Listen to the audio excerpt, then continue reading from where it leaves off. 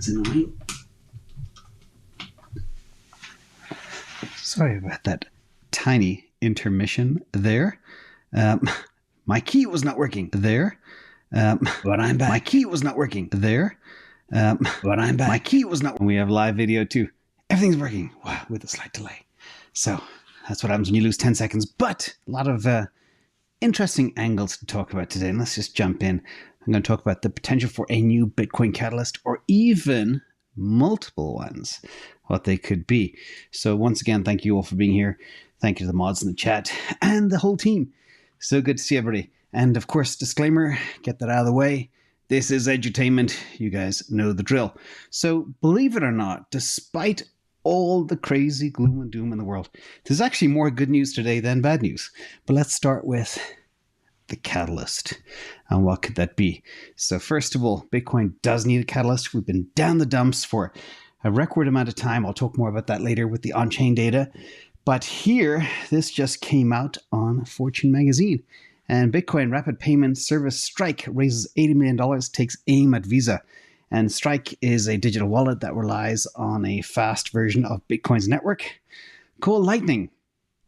And nobody has gone after Visa or Mastercard or any of these big giants in over 50 or 60 years. The question is, can Jack Mallers bring about some disruption? And I spoke about that many times before. In fact, yesterday, believe it or not, well, before I jump into that, another thing that people may not know about him, but he has already built great partnerships with groups like Shopify, point-of-sale systems like NCR, and a whole bunch of others. But he's now taking aim directly at the big gorillas in the space, and he has the money to do so. So coincidentally as well, this news release just came out today. Yesterday, I spoke about Bitcoin and the need for it to have kind of digital cash 2.0 narrative. And there are two absolute ballers doing this. Jack Dorsey at Square. And I know the stock is a bit beaten down and people think he's focusing too much on Bitcoin. And we have Jack Mallers. And these guys are in constant communication. And they want to bring the Bitcoin network and payments to 1.2 billion people. I put the video for that yesterday here. And it's worth checking out too. So let's talk about what they are trying to do before we get into all the nitty-gritty of what's happening in the market today. And today was a huge news. I'm not going to cover all the obvious news, but I'm going to go a little bit deeper. But this is a huge Bitcoin development for Strike, as you know. And we've covered this a few times before, so I'll make it real fast.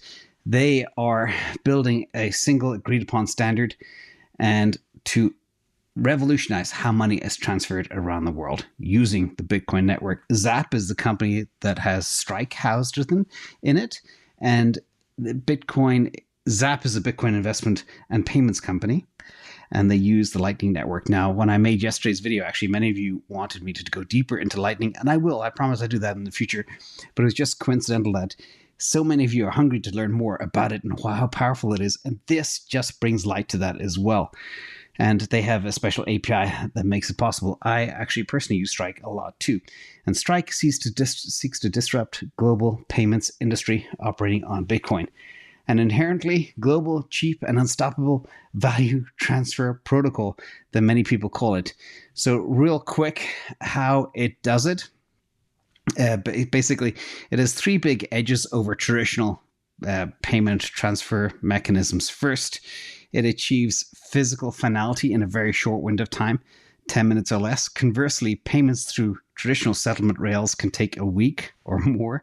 It's highly profitable because Bitcoin network has near zero fees. I think the base transaction fee on the Lightning Network is 1 Satoshi or about 0.04 cents. Whereas credit card companies take between 2.5% and 4% of the actual amount that is used. And again, that is ripe for disruption. Finally, Strike not only will be insanely profitable, but also this is extremely scalable. And the open API means anybody can hook into it very quickly. And this gives Strike an advantage over other apps like Venmo, PayPal, etc. that can only interact with themselves. So really positive. Now, why does this matter? Sorry to go off on a tangent here, but the volumes compared and the targets, again, you can see here, the yellow is the Bitcoin volumes traditionally by quarter. And you can see that Mastercard is about nearly just over half the size of Visa, and Visa is the 800-pound gorilla. It's very constant, but it is projected forward that Bitcoin will do a lot more, especially being enabled by players like Jack Dorsey and Jack Mallers as they go forward. I think in 2021, Bitcoin network processed $500 billion per quarter, which is massive. And other players, of course, do 3 trillion, 4 trillion a quarter, a lot bigger. But remember, Bitcoin has not been around for 60 years. It's new, 10, 12, 13 years old, depending on how you slice it and dice it. So that's big. The other thing about disruption, and again, I feel like I'm very long-winded, but this is a super interesting story. The total addressable market, the amount of fees that the Visas and the Mastercards and all the other credit cards, American Expresses, Diners Club, if that still exists, etc., take, I estimate, is $130 billion in fees for all types and brands of cards in 2022. And guess who wants to stop paying those fees? There's companies like Amazon, etc. Amazon have huge amounts of revenue, and they have to give over a massive percentage every single time a customer buys something. Imagine reducing the fees. I think Amazon pay an average of 2.6, 2.9% of all of their revenue in fees across the different cards. Imagine taking that away, what that would do to profitability of Amazon. And companies like Shopify are already trying to, figure it out. So with that, that was a little bit of the Catalyst news. In other slight Catalyst news, and I was tweeting about this yesterday too, having fun on Twitter again. Thank you, Benny, for making Twitter fun again. You'll see the world is so bad that Bitcoin is outperforming. Yes, it took a dip a few hours ago. We shot up over $1,000 last night, and it came down again. But that's what it does. It's a very choppy market. But you've reached a strange time in history when you have, over the space of a week, Bitcoin outperforming the yen, gold, Chinese yuan, euro, British pound, etc. Again, everybody's talking about that. And even Sven, the Northman trader, said, you've reached a unique time in history when Bitcoin suddenly is less volatile than fiat currencies. So kudos to Sven. Very true. So let's see exactly what happened. Now, this next chart I'm going to show you is from Arcane Research. And again, it was done this morning, but things change very fast in crypto. So it's not completely up to date now. But after a very uplifting Tuesday morning, or should I say Monday night my time, Bitcoin had a very positive 7-day run. And if you look at September to date, it is it was fractionally positive. And the dollar index, of course, is up 4.3%. And other names in there as well. Gold is down 4%, S&P down 6%, NASDAQ down 6%, Ethereum down 11%, etc. But Bitcoin is up, so that's a little bit of a catalyst. Again, people are beginning to see the grim outlook for different foreign currencies, and people are beginning to scramble and look for alternatives. No doubt about that. And we'll talk about some data points that actually support that belief in a minute. But before, we're going to talk about coin days destroyed. This is a very important metric, and the team at Glassnode do incredible work. So the 90-day coin days destroyed assesses the sum of coin destruction over a 90-day period. And this chart visualizes it. It's basically the lower coin age expenditures, easy way to think about it. And the 90 has reset to what is effectively an all-time low. And this means that old coins essentially are the most dormant than they have ever been. So anybody that is holding an old coin, going back a year plus, and I talked about the 5-year hodlers as well yesterday, they are not selling. They are hodling, which is good for the chain. And that's signified by this. In addition, the Rational Root came out with a cool chart just to give people a little bit of kind of a point of reference in time as to where we are right now with the Bitcoin price from the Rational Root. The combination of key ingredients here make complete sense. You have the realized price, which is the foundation for valuation over time. You have the liquid price, which provides the available, at the price at which coins get sold over time. And the CDD, coin days destroyed, we just discussed the dynamics of which coins pour back to the liquid pool. So brilliant work, Rational Root. This is amazing. And you can see from the chart here, if you look at the different lines, you have at the very top, you have heavily overvalued, overvalued, fair value, undervalued, and heavily undervalued.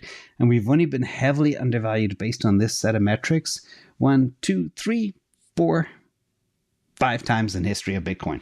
5 times only.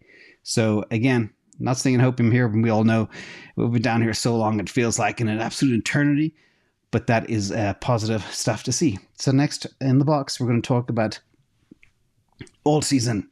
And here we're still hovering around this weird space. And alt season was on fire late August, early September, shooting up to nearly 100, which means the top 50 altcoins were heavily outperforming Bitcoin over a 90-day period. And you can see here, it has rebounded again. It fell down to about 53 and shot back up to 71. Also, season is 75, but that's where we are right now. So there are certain names that are doing very well. Last week, I showed all the names that were beating Bitcoin. This week, I'm going to show the ones that are underperforming Bitcoin over the last 90 days from the top 50 cryptos. And you can see here, Cardano is slightly under the 2.5%. And again, I don't put this chart together. It's from the Altcoin Season Index. Tron, Elrond, HBAR, KCS. I don't even know what KCS is. Polkadot, BSV, Scamcoin, Theta, Doge. And then you have all of your, you got your meme coins and your meta plays that are out there, which is kind of unusual, but they are underperforming Bitcoin. But a lot of stuff is still outperforming Bitcoin based on the index. Now let's talk about money flow real quick and find out exactly what's going on. We are still positive. Digital asset investment products saw another tiny inflow of about 8.5 million last week. And that is the continuation of the tepid investor appetite for digital assets at present. But the trading turnover for investment products remains half the weekly average for this year at 1 billion. Interestingly, there has been less price depreciation or outflows as there has been in the recent dollar rallies. Again, that's part of the whole thesis I've been talking about.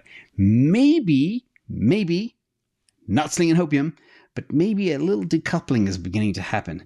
So let's look at the money flows by crypto assets. You can see here the weekly inflow, 2.6 million into Bitcoin, and turnaround for Ethereum. Money's going back into Ethereum. People like it down under 13,000, or 1,300, I should say. 6.9 million went in there. And what else? Multi-asset, 1.8. Short Bitcoin fell, which means people are unwinding their short positions, which is bullish. XRP had 500,000 in it. A lot of bullish talk about XRP. Cardano, 100,000. Solana was flat. Litecoin flat. Tron flat. And other coins, 1.4. So people are diversifying a little bit of their investments as they go forward. Now, yesterday I did talk about this little tweet here. Just when I saw Bitcoin taking a run, I shot up $500 in minutes. And I said, the Bitcoin Dixie correlation died 8 years ago. Now someone's taking a run. But what is happening? And I replied to some comments down below that. And I believe that maybe because of the turmoil in the FX markets, people were looking for a safe haven. But those people were outside of the US because the US is so strong. So people holding things like British pounds and Swedish krona were probably investing. And lo and behold, here we have the countries, the non-US countries piling into Bitcoin. Germany, 6.4 million. Sweden, 3.2 million. Switzerland, 5.5 million. US, minus 6.8 million. Canada, minus 2.6 million. Brazil, plus 2.6.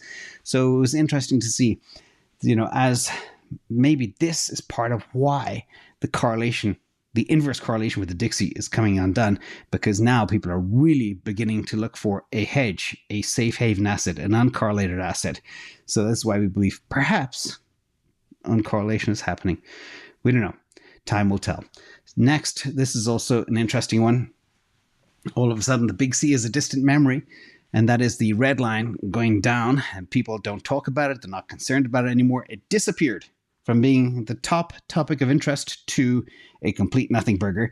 And now inflation dominates the conversations.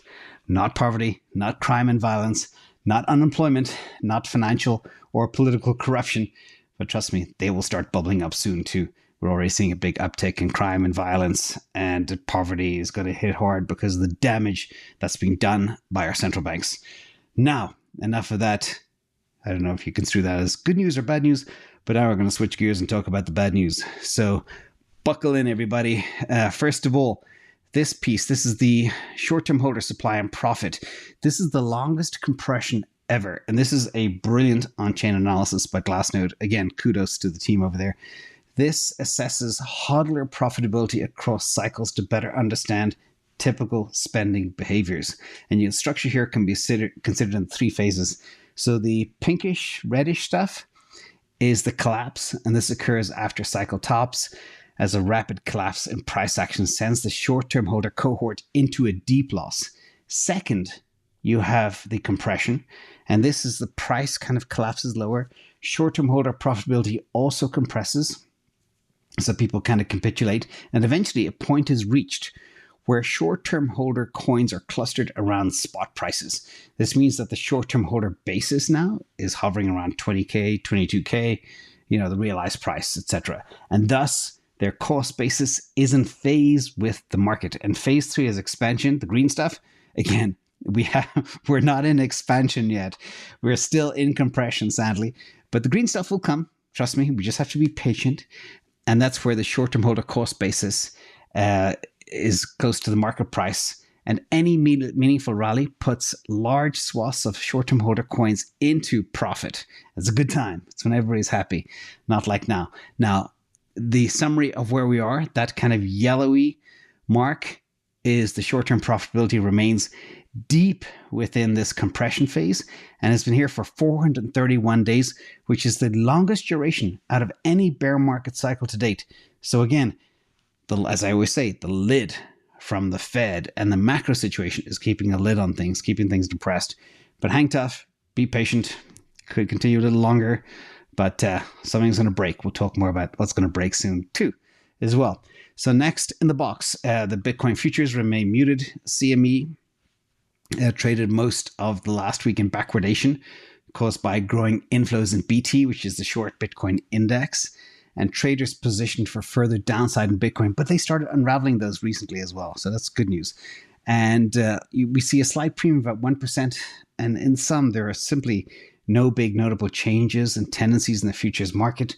Premiums remain extremely low, and the general risk appetite in the market remains muted. So nobody's kind of YOLOing into Bitcoin yet. Still, again, that lid is on the whole market and the whole sentiment. And you see how everything is kind of correlated, just like the fear ingredient index here.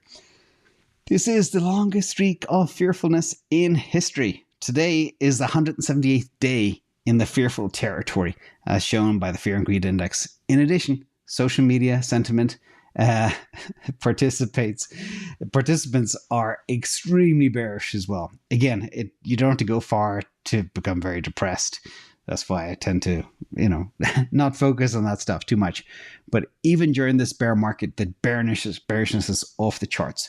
And historically, in financial markets, being greedy when others are fearful has been a good strategy. So not financial advice there, just simple fact of life. Speaking of bearishness, this is bearish sentiment is above 60. If you look at this line here, we're looking at the blue pattern. AAII bearish sentiment. Big thank you to Dr. Imrani for kicking this in to me. And of course, the other doctor, Dr. Sanjay as well, for all the stuff that you guys do.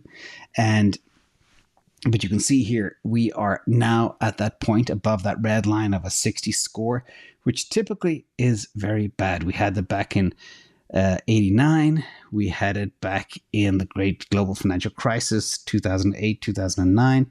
And right now, here we are again.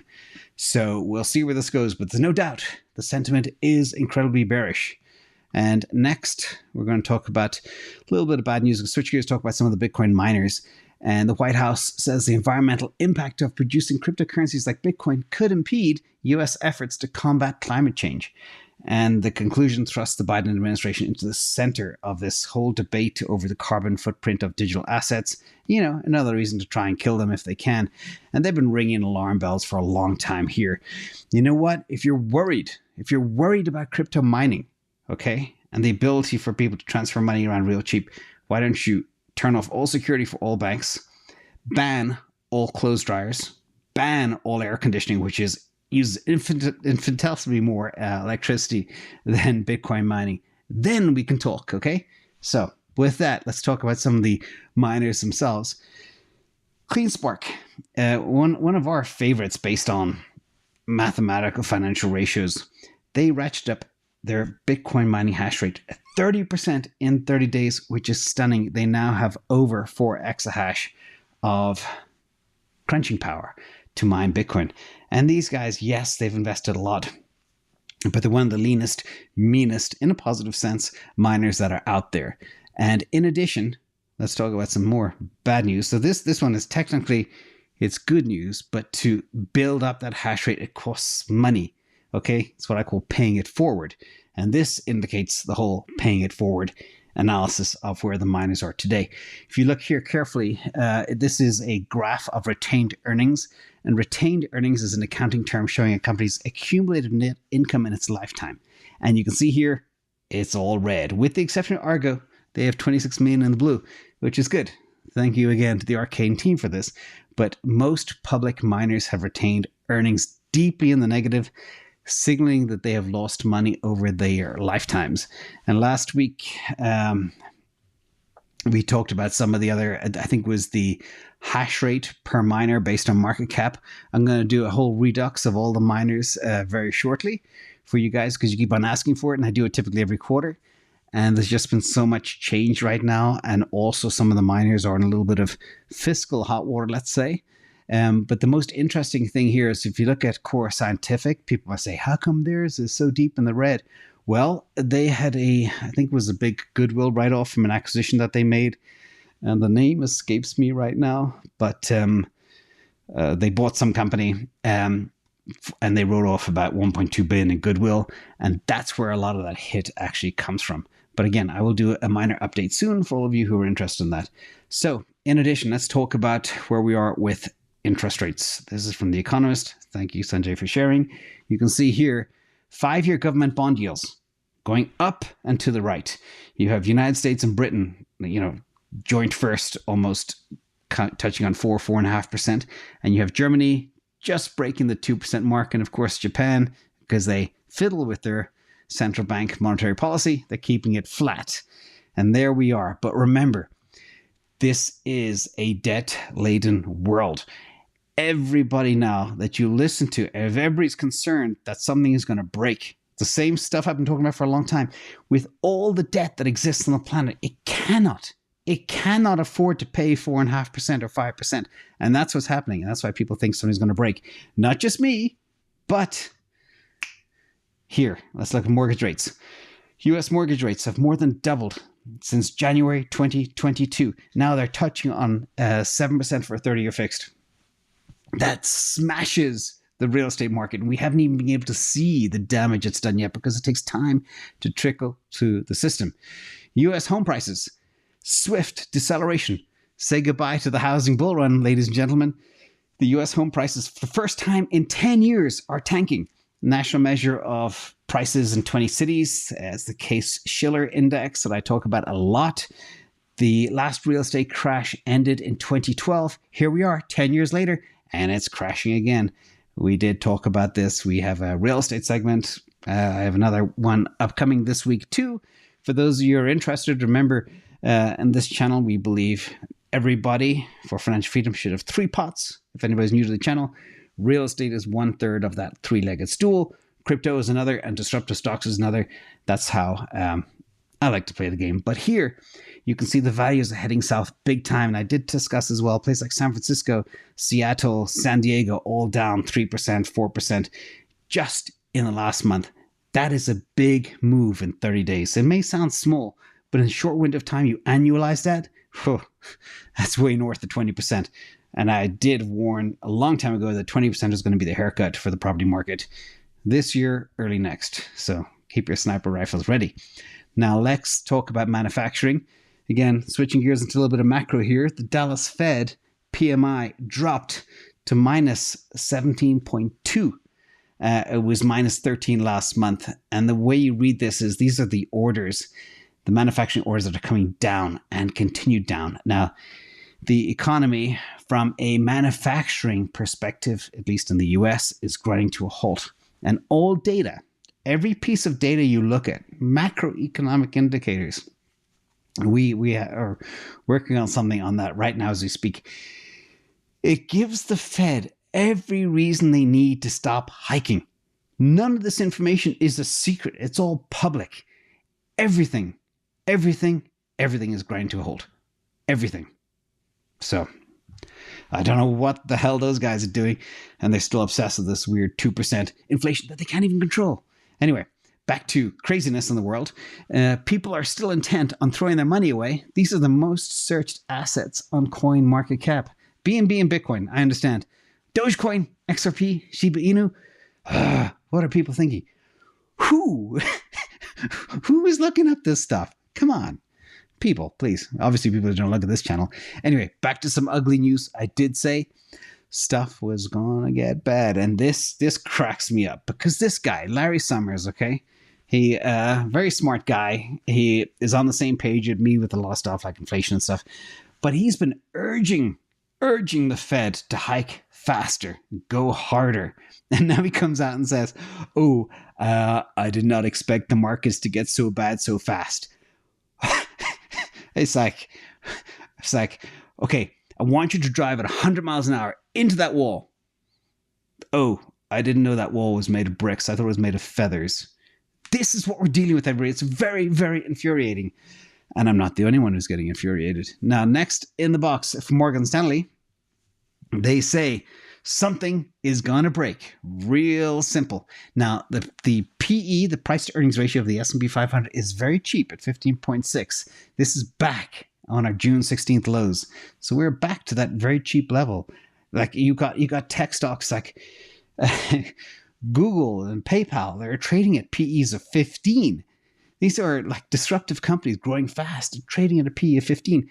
We haven't seen Google trade this cheap in over a decade. It's insane. Anyway, back to this from Morgan Stanley. They have this concept. Michael Wilson is the analyst, and he has the thing called the ERP, which is the S&P Equity Risk Premium.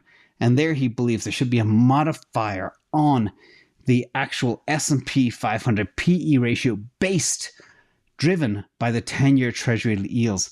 As the 10-year goes up, makes financing costs more expensive.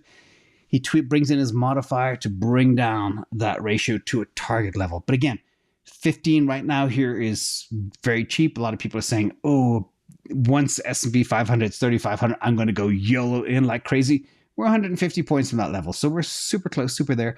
And people will front run the people who are going to YOLO in at that level. So I do expect, we're staying above the 3,600, which is the June 16th, I think it was, low.